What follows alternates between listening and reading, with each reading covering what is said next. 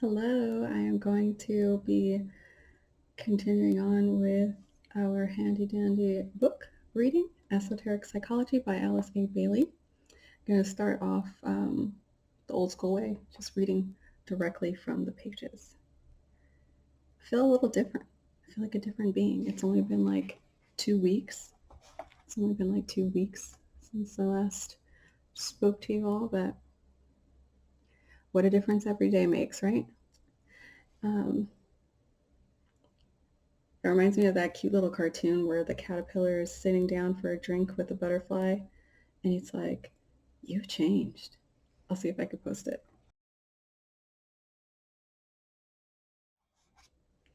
But I hope that you're all doing well, and let's get started. We're on page 94. In the last section, we finished the real, first we're on the part 3, question 3, rather, certain questions and their answers. And the question that we're looking at is, can the fact of the soul be proved? And the first section again started off with a really scientific discussion about playing with the idea of whether it has been satisfactorily disproven by science, which sent us on our little journey down the CIA documents to see that there's been a lot of background discussion and exploration of this topic specifically in terms of everything paranormal and everything parapsychological. So now we're back to this next section where it just starts with, and then what? Looking at the other side of the coin, which for me always feels a little bit more invigorating. So it lights something up in me to have something to believe in, to have faith, to have hope, to have purpose, to have meaning. And then when I read the other stuff, though I enjoy science and reason and logic and all these things, they don't really light you up, do they? And you can think about it too in terms of not just hope, just like music or a good movie or story. The movie Soul. God, I'm going to try and put a clip from that in there. Watch the movie Soul. I dare you to watch that and not be freaking moved. It's a Pixar movie. And it's just so freaking good. It'll tell you the answer to this question without even having to read this book. Okay, look, I'm sure your life was amazing and you did amazing things, but here's what we're gonna do. We're gonna stand here in silence for a little bit, then we go back out. You say you tried, I go back to not living my non-life, and you go to the great beyond. No. I've had thousands of mentors who failed and now hate me. Mother Teresa, I have compassion for every soul. Except you, I don't like you. Copernicus, The world doesn't revolve around you, 22. Muhammad Ali, You are the greatest. Pain in the butt. Marie Antoinette. Nobody can help you. Nobody. Thanks, but no thanks, Doc. I already know everything about Earth, and it's not worth the trouble. So do that, yeah. So long story long, I'm excited to read this section because it feeds my soul rather than makes me frustrated and feel empty and grumpy and pessimistic like the people around us try to teach us is the cool thing to be. We're not trying to be cool. We're trying to be weird. All right, let's get going. And then after I read a little bit of this, I'll put the screen back up with the words, but I just want to kind of read to you for a second. Again, I hope that you're doing well. Page 94. And then what? Does man disappear into nothingness, or does somewhere a part of him, hitherto unseen, live on?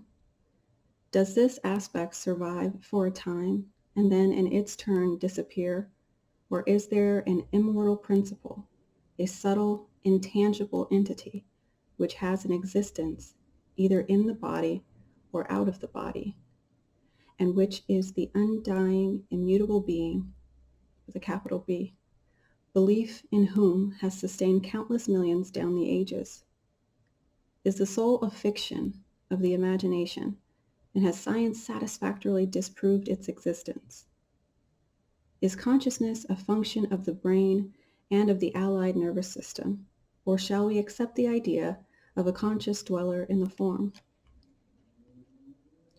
Does our power to become aware of and to react to our surroundings find its source in the body nature, Or is there an entity who beholds and takes action? Is this entity different to and separable from the body, or is it the result of the body type and life, and so either persists after the body disappears or disappears with it and is lost? So I started reading weird because it made me have a thought of, I don't know if you follow Bruce Lipton. I really enjoy Bruce Lipton's work, along with Joe Dispenza and Greg Braden, all those three buddies.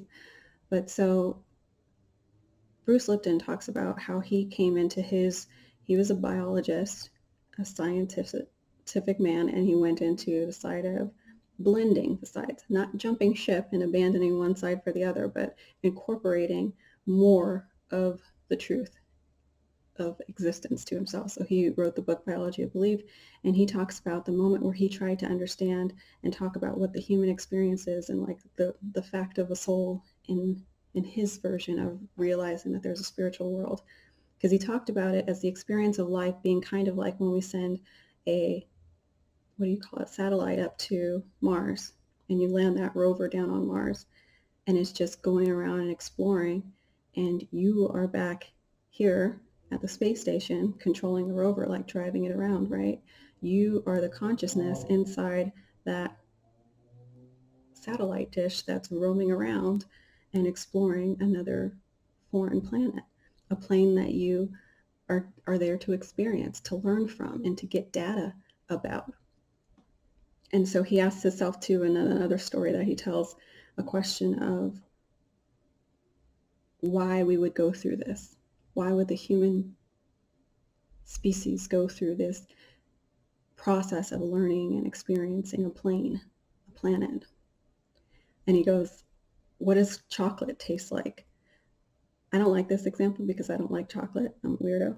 But he's like, for the soul, the consciousness, whatever you want to call it, the mental energy, that one universal thing that's at the source of all, if that energy that knows all, you could call it God, that knows all, is omniscient and has experiences all and everything, like, how do you describe chocolate from that state? You have everything, like the movie Everything Everywhere All at Once. The girl goes so dark because she becomes jaded by the fact that she's got too much exposure and access to everything all at once. People ask to be, in the spiritual community, to be seen as, this God being or this God force, and they don't understand that energy, I heard this somewhere too, but this isn't mine, that energy is a lot to hold, because to have access to everything everywhere all at once is so intense and so overwhelming for the consciousness that we have, that's so stepped down and so self-centered, that just imagine knowing all that and having all that.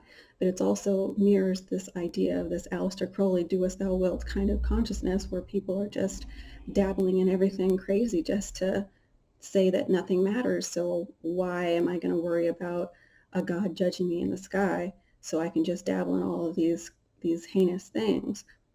Not speaking from judgment, but speaking from that mindset that judges itself, because it's literally trying to do as many corrupt things as it can to serve its, whatever its purpose is. But that energy gets jaded after a while. It's desensitized. You lose that sensation, so you have to look for the next higher rush and the next higher thing to kind of get a high from it, because you're kind of like not dazzled anymore. You're not like impressed by all of these things, because simultaneously you're probably receiving, the backlash of your soul conflict with what your actions are, because you're not balancing yourself. So back to the point, it's just the idea that in that movie, Everything Everywhere All at Once, she has to learn to control that and get to a place of understanding why you would like to slow things down and why you would like to focus in on an individual timeline or life purpose or moment or experience, because you have to kind of step down your consciousness to be able to experience these small moments in the small blink of time that is a human life, a human existence. Back to the Bruce Lipton example, that experience of what chocolate tastes like, or whatever that thing might be that you love about your humanity or having a life experience, just everyday thing, whether it's like petting your dog or like tickling a baby or just farting with the windows up in your car because you're a weirdo, like, and no one's around, whatever it is that you love.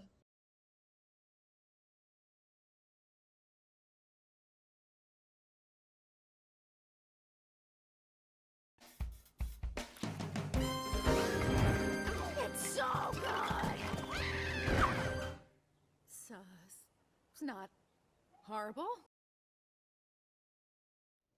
That's what he's saying is what is the soul in the seat of the human form, having this human experience, and part of why we do it.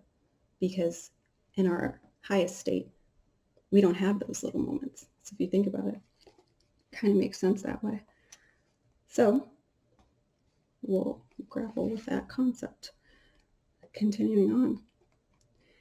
Is there nothing but matter or energies in constant movement which produce the appearances of men who react in their turn and express the energy that is pouring through them blindly and unconsciously, having no individual existence?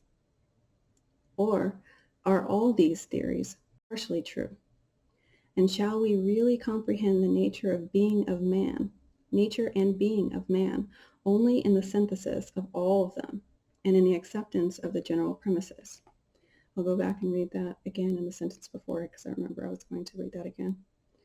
Is there nothing but matter or energies in constant movement which produce the appearances of men who react in their turn and express the energy that is pouring through them blindly and unconsciously, having no individual existence? Or are all these theories partially true? And shall we really comprehend the nature and being of man only in the synthesis of all of them and in the acceptance of the general premises?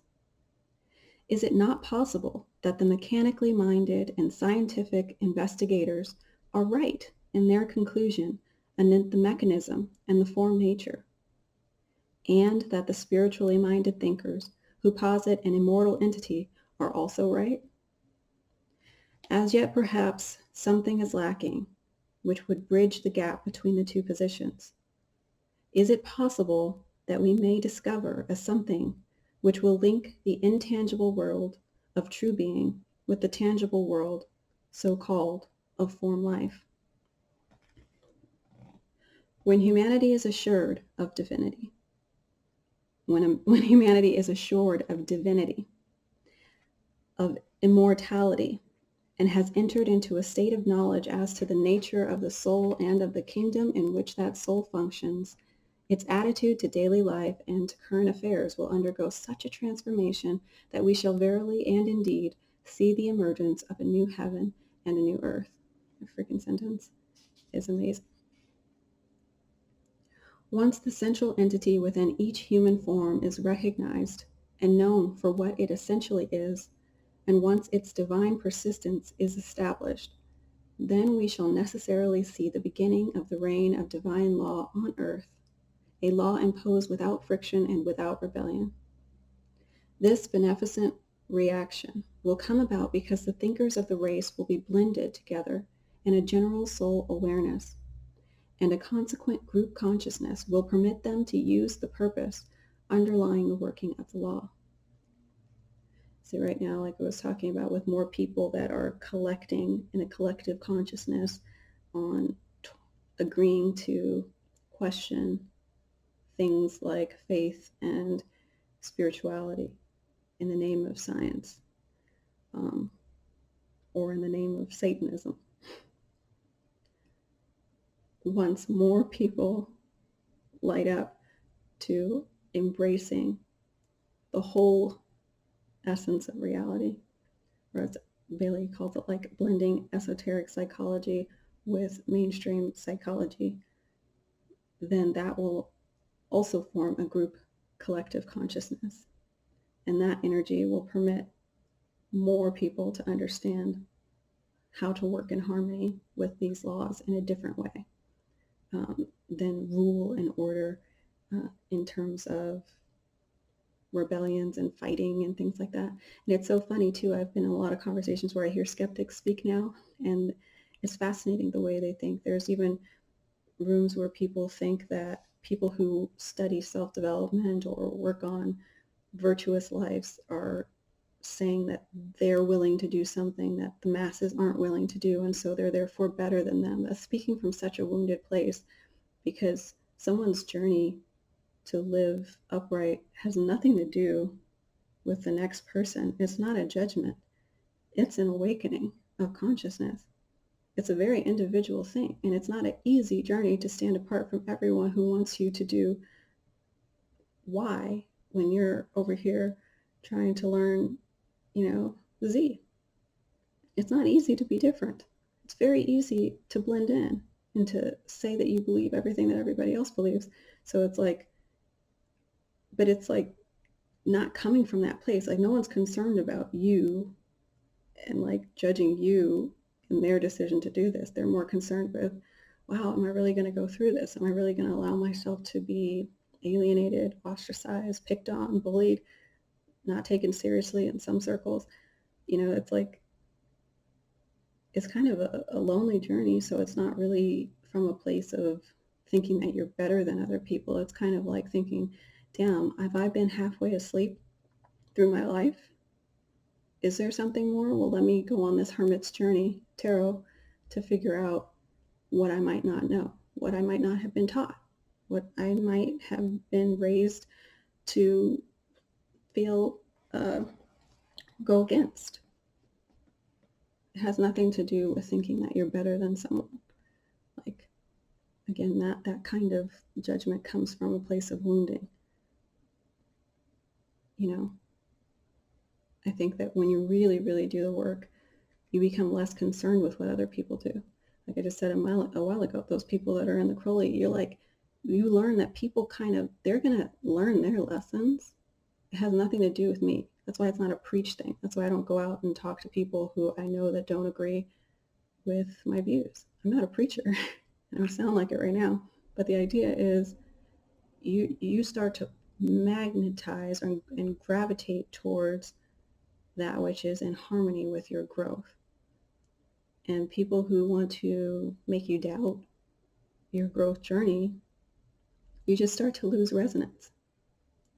Then those people start to think that it's because you're thinking that you don't, you're looking down on them. You really just don't want to be blocked as you're feeling this lift and this rise in your consciousness. Like I was saying earlier, it feels icky to kind of just sit there and be pessimistic and negative all the time. Once you start to realize your power, learn your birth chart, learn your personality, learn your weaknesses and how you can kind of work towards your strengths in a real way, not just how they tell you on like a job board that's missing the spiritual component, and how to work with the whole picture, like I said, the whole being, it's an exciting thing. You start to feel good. You start to vibrate higher, and you don't want to be around negative people. You're not judging them because you're like, hey, I'd love for you to feel this too, but you can go however you want to go about it. I'm not going to beg you to see things my way, but please don't disrespect my path as I learn it either. I think this is kind of freezing. Hold on one second. Okay, I think it's fine. I might have to cut that out because that was a long dissertation. Continuing on.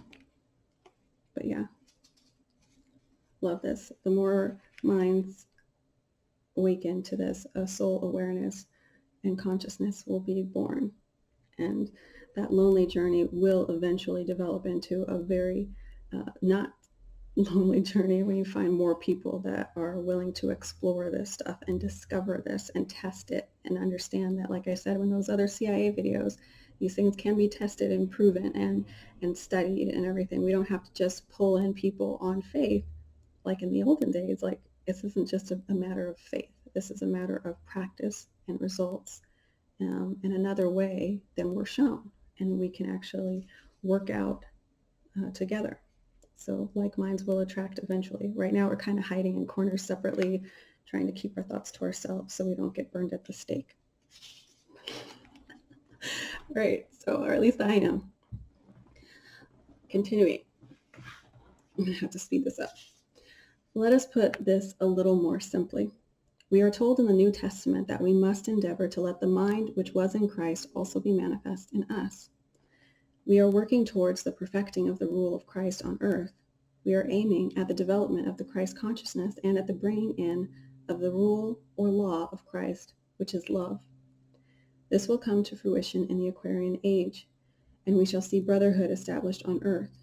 The rule of Christ is the dominance of the basic spiritual laws. The mind of Christ is a phrase conveying the concept of the rule of divine intelligent love. Divine intelligent love. So you understand the intelligence of acting from a place of unity consciousness, Christ consciousness.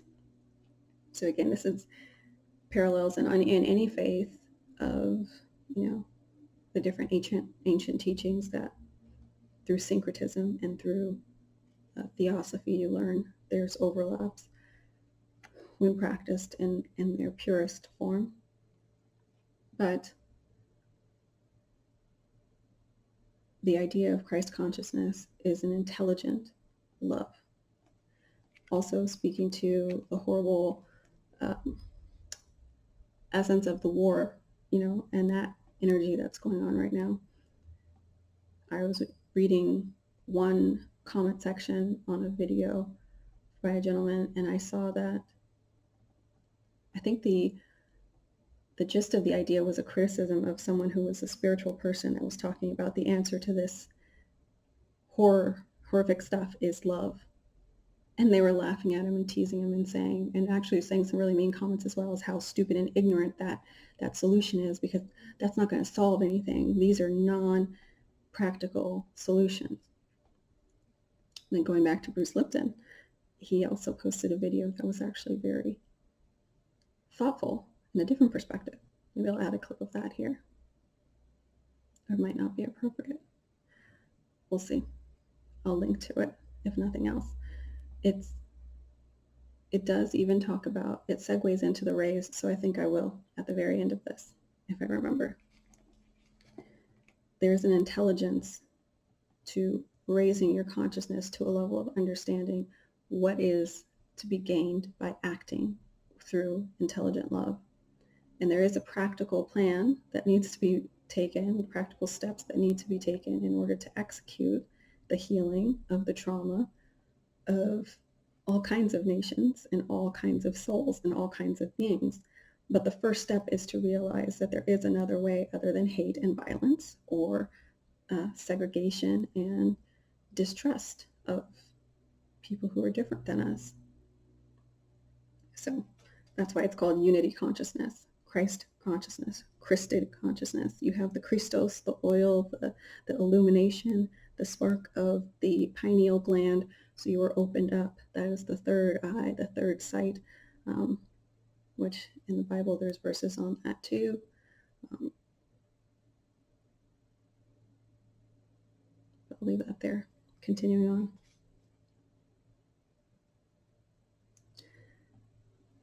It is not easy to express the nature of the revelation which is on the way. I don't know if I read the last sentence. Let's jump back. The mind of Christ is a phrase conveying the concept of the rule of divine intelligent love, which stimulates the rule of the soul within all forms and brings in the reign of the Spirit. It is not easy to express the nature of the revelation which is on the way. It involves the recognition by men everywhere that the mind stuff, as the Hindus call it, to which their own minds are related and of which their mental bodies are an integral part, is also part of the mind of Christ, the cosmic Christ, of whom the historical Christ is, upon our planet, the ordained representative. When men, through meditation and group service, have developed an awareness of their own controlled and illumined minds, they will find themselves initiated into a consciousness of true being and into a state of knowledge which will prove to them the fact of the soul beyond all doubt or questioning. So that's the question that we're asking. Can the fact of the soul be proved? And this says that through doing this work, evolving. Again, this book is about the evolution of humanity being the evolution of consciousness. When we evolve in consciousness, we'll find ourselves initiated into the consciousness of true being and into a state of knowledge which will prove to us the fact of the soul. That will prove the fact of the soul beyond all doubt or questioning. And I think this is the spot where I was going to pause to start reading with the text on screen for the next study. So I will actually just go ahead and end this video here, as good a place as any, and I'll add that clip from Bruce Lipton and see if that's interesting to anyone, because it does talk about, or it has a visual at the very end that shows the rays, the very same image that we're looking at when we're looking at the 7 rays. And he shows how if any one of the colors in the light spectrum is taken out, then you don't get the same reflection of the reflection of the rays.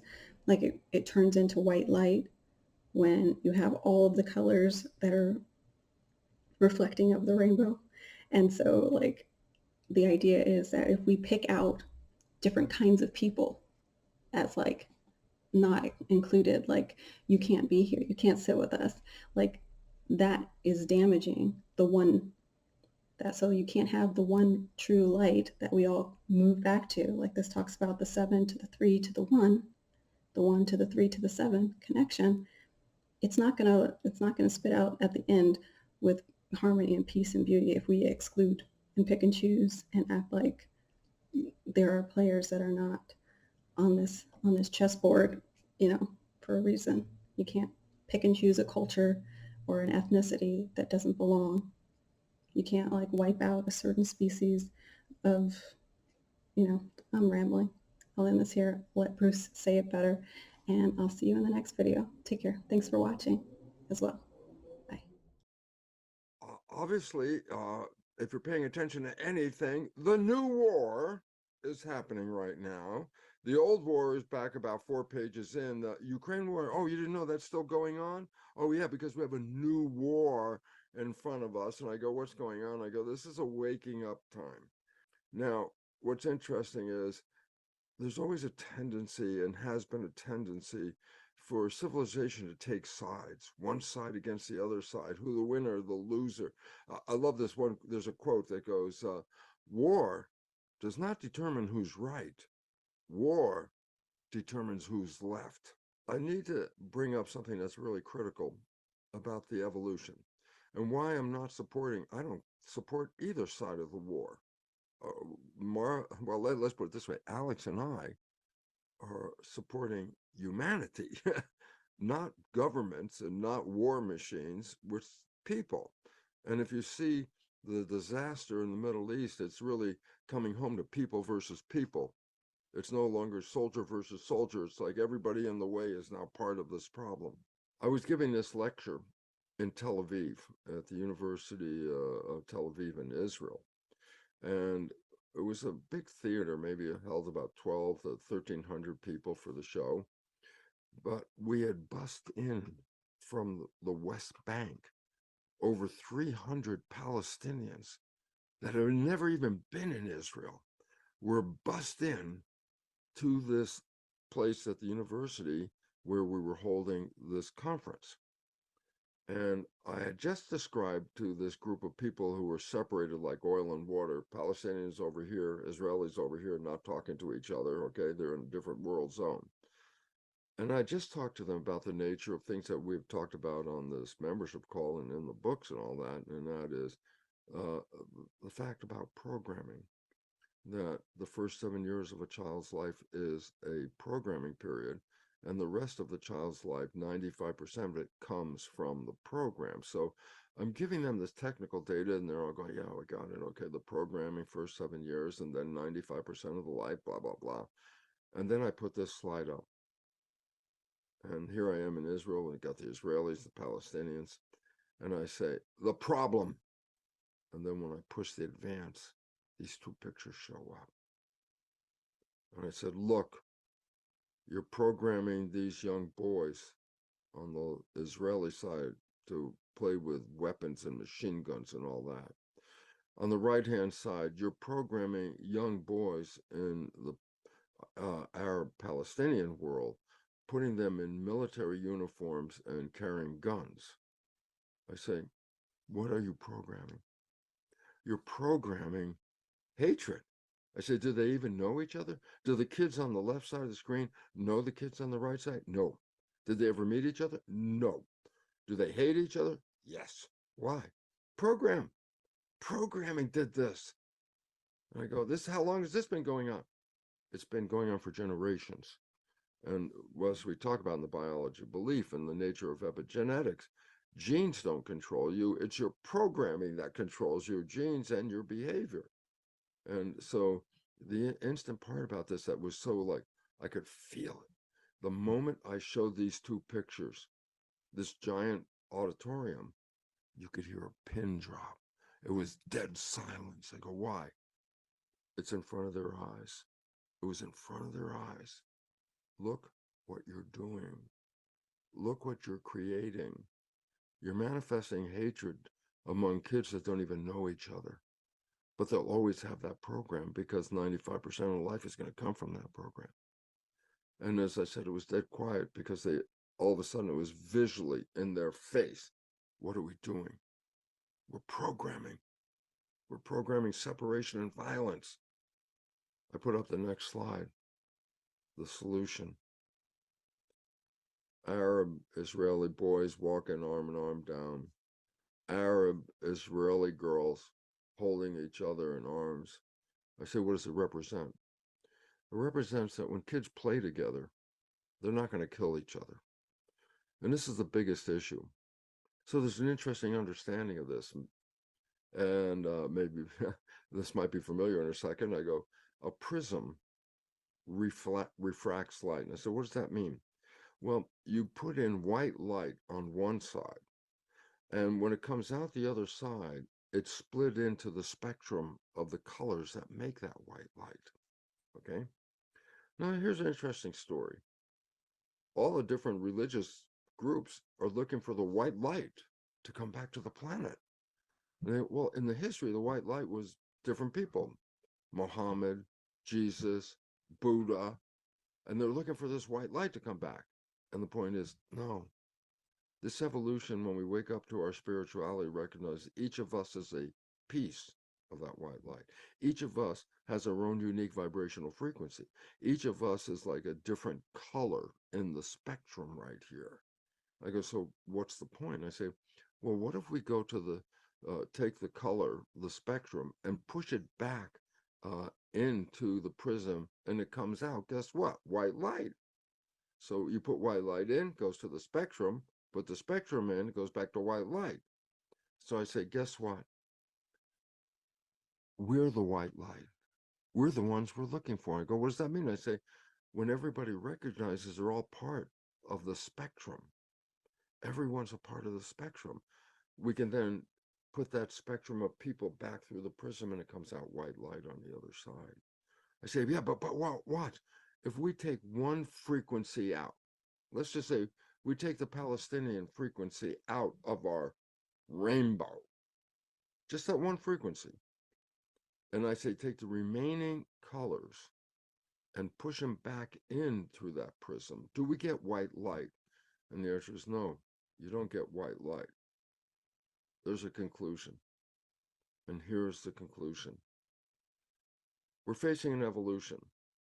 We've been in a state of separation for 2,000 years here. But the evolution of humanity requires humanity, which is every human as a cell in the body of that humanity.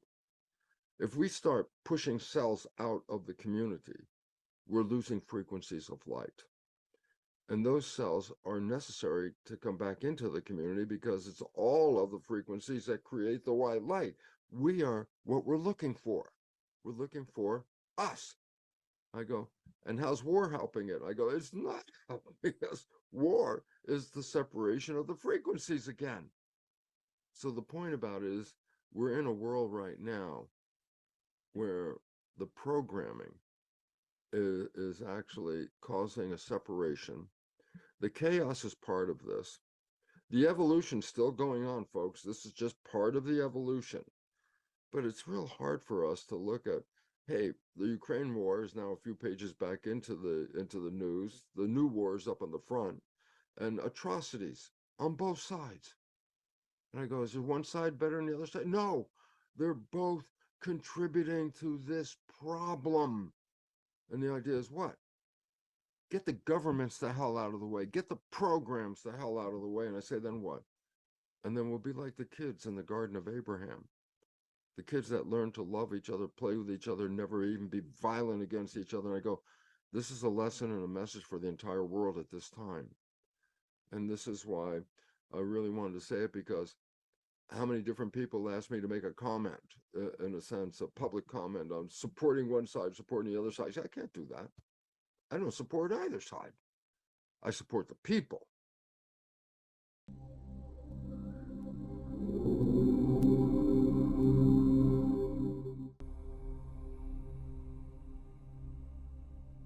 Though the esoteric philosophy would say that all of creation is actually the one life, and that this one life is manifesting as the many, and that there are many divisions of that many as it manifests into the infinite variety and diversity, there are said to be 7 fundamental qualities that arise from that. A simple analogy would be to look at the idea of God as white light.